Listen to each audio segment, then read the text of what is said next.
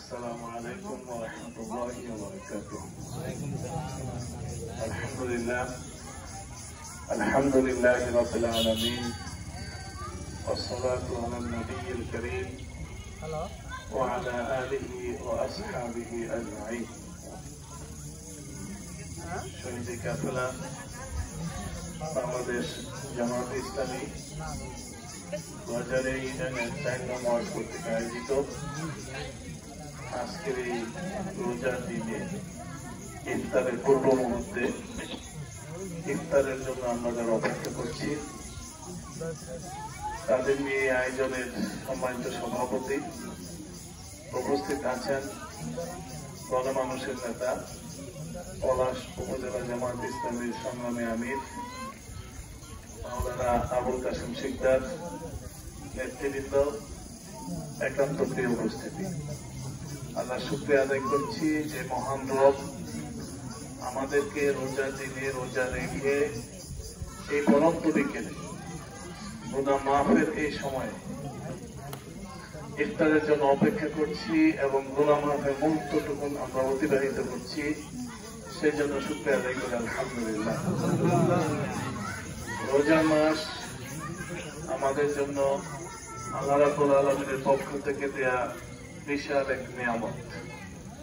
এই নিয়ামতের মাধ্যমেই আমরা শুকরিয়া আদায় করি যে এমন একটি মাস আমরা পেয়েছি, যেই মাসটির কারণে আমি আমার নিজের মধ্যে, আপনি আপনার নিজের মধ্যে আল্লাহ রাব্বুল আলামিনের কতিপয় গুণ অর্জন করার মাধ্যমে নিজেকে সমৃদ্ধ করতে পারছি, আপনিও আপনাকে সমৃদ্ধ করতে পারছেন। এটা একটা বিরাট সুযোগ আলহামদুলিল্লাহ। রোজার মাস আমাদের জন্য যেমন নিয়ামত, আবার এই নিয়ামতটাকে কাজে লাগাতে না পারলে রাসূল সাল্লাল্লাহু আলাইহি ওয়াসাল্লাম জাহান্নামে যাওয়ারও হুমকি দিয়েছেন। একদা মিম্বরে উঠে তিনি আমিন আমিন 3 বার বলেছিলেন, মনে আছে আপনাদের? কারণ জিজ্ঞাসা করলে রাসূল বললেন, এইমাত্র জিবরিল আমাকে বলে গেল যে ব্যক্তি রোজার মাস পাওয়ার পরেও নিজেকে শুদ্ধ করতে পারলো না, পবিত্র করতে পারলো না, গুনাহ মুক্ত করতে পারলো না, তার ধ্বংস জিবরিল কামনা করেছেন। আমরা আমিন বলেছি। এই হাদিসটা আমরা জানি, তাই না? তাহলে বোঝা যায় রোজার মাস হওয়া সত্ত্বেও সব মানুষই সফল হবে, কামিয়াব হবে, বিষয়টা ঠিক এমন।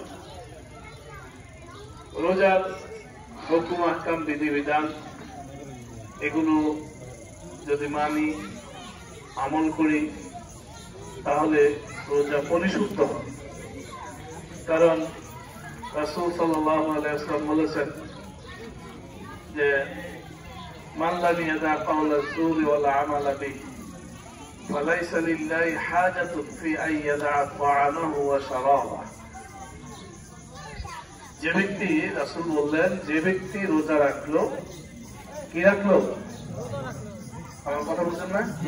যে ব্যক্তি রোজা রাখলো অথচ মিথ্যা কথা, মিথ্যা কাজ বর্জন করতে পারলো, ফালাইসা লিল্লাহি হাজা, আল্লাহর কোনো প্রয়োজন নেই এই লোকের না খেয়ে থাকা কিংবা না পড়ে থাকার মধ্যে। তাহলে বোঝা যায় সব রোজাদারের রোজাই রোজা হয় না। কিছু কিছু রোজা আছে বেহুদা রোজা, যেই রোজাতে আল্লাহর কোনো প্রয়োজন থাকে না। এই জন্য রোজাকে পবিত্র করা, শুদ্ধ করা, এটা রোজাদারের অন্যতম গুরু দায়িত্ব। মিথ্যা কাজ, মিথ্যা কথা, মিথ্যা কথা তো আমরা বললাম, যা হয় নাই তা বলা, যা বাস্তব না তা বলা, যা ঘটে নাই তা বলা, যা কেউ বলে নাই আপনার কাছে তা বলা, এটা হলো মিথ্যা কথা। মিথ্যা কাজ কি? যে সমস্ত কর্মতৎপরতা ইসলামের পক্ষে, কোরআনের পক্ষে, সুন্নাহর পক্ষে ভূমিকা রাখে না, আপনার আমলের পক্ষে ভূমিকা রাখে না, আপনার আমলকে ওজন দর করে না, ভারী করে না, এগুলো হলো মিথ্যা কাজ। এই মিথ্যা কাজের গুরুত্ব ইসলামে কখনোই নেই, আগেও ছিল না, এখন যেমন নেই, ভবিষ্যতেও থাকবে না। ইসলাম আল্লাহ রাব্বুল আলামিনের পক্ষ থেকে একটি মহান বিধান। এটা কোন ধর্ম না।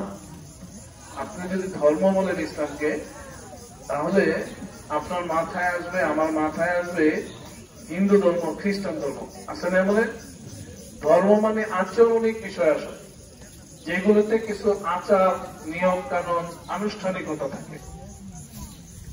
যেমন হিন্দু ধর্মে বহু আনুষ্ঠানিকতা আছে, খ্রিস্টান ধর্মে বহু আনুষ্ঠানিকতা আছে, কিন্তু যেটা দিন এটা হলো জীবন বিধান, কোড অফ লাইফ, মানুষের চলার জন্য এটা হলো জীবন বিধান। যেমন আমরা যে এখানে আজকে রোজা রাখছি, এই রোজাটা রাখতে কে বলেছেন? কোথায় বলেছেন? আমার কথা বুঝেন না এবার? একবারে সিম্পল প্রশ্ন। এই রোজাটা আল্লাহ রাখতে বলেছেন, কোরআনে সেই নির্দেশ এসেছে, তাই না? আমরা যে সেহরি খাই, কেন খাই? আল্লাহ নির্দেশ দিয়েছেন, এই জন্য আমরা সেহরি খাই। আবার ফজরের আজানের একটু আগে মুয়াজ্জিন যখন বলে সেহরির সময় শেষ হয়ে গেছে, তখন আমরা সেহরি খাই না। কেন খাই না? আল্লাহ নির্দেশ। এখন আমরা পরন্ত বেলায় আছি, একেবারে রোজার শেষ ভাগে, আমাদের হাতে গোনা কয়েক মিনিট সময় আছে।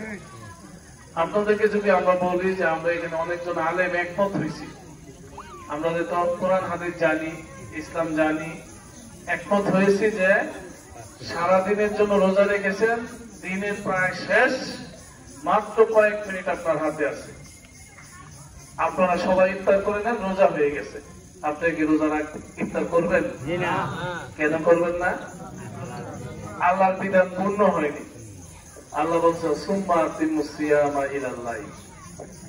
এগুলি সব কি কোরআনে আছে না? এই জন্যই তো আমরা পালন করি। আমরা নামাজ পড়ি, কোথায় আছে? কোরআনে আছে, সুস্পষ্ট ভাবে কোরআনে বলা আছে নামাজের কথা। আমরা খাওয়া দাওয়া করি, পানাহার করি, সুস্পষ্ট ভাবে কোরআনে বলা আছে। হালাল উপার্জনের কথা বলা আছে কোরআনে, আছে না? বিবাহের সাথে কিভাবে হবে, কার সাথে হবে, কার সাথে হবে না।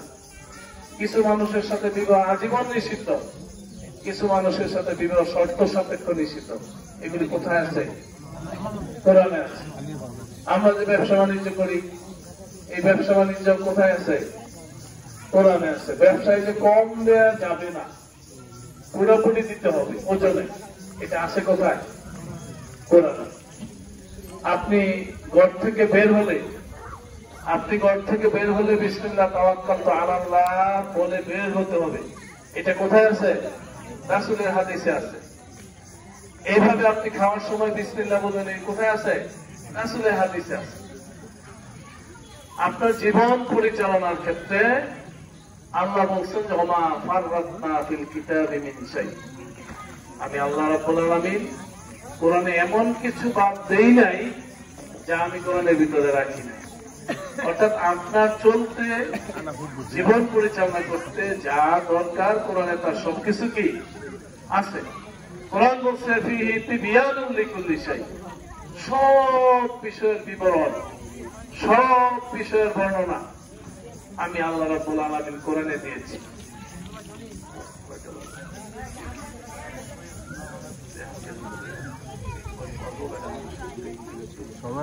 এই ওমর ফারুক